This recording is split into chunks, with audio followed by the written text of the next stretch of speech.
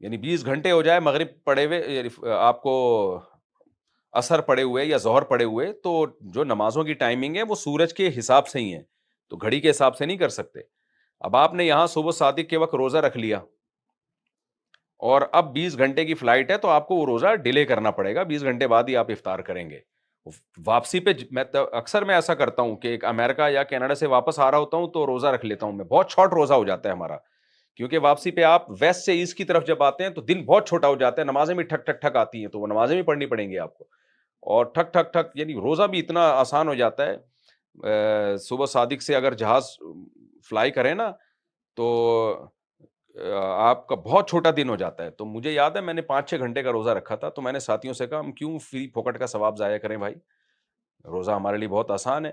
تو 5-6 گھنٹے کا روزہ ہو رہا ہے تو ہم نیت کر لیں، جہاز میں ویسے بھی 5-6 گھنٹے تک آدمی تو کھاتا ہی تو نہیں رہتا نا ہر وقت، تو یہ بہت اچھا آپشن ہے، لیکن جاتے ہوئے بڑی ٹینشن ہوتی ہے۔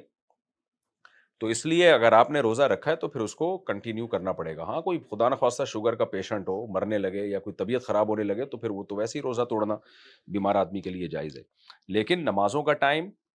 اور یہ جو ہے روزے کا ٹائم یہ سورج کے حساب سے ہی ہوگا، ٹائم کے حساب سے آپ نہیں کر سکتے۔ تو اس خاتون نے بتایا ایئر ہوسٹس نے کہ یہاں ہم نے بہت دیکھا ہے، آپ اس مسئلے کے بارے میں لوگوں کو بتائیں کہ لوگ روزہ بھی افطار کر رہے ہوتے ہیں جہاز میں ہی، حالانکہ سورج چمکتا ہوا نظر آ رہا ہوتا ہے ان کو،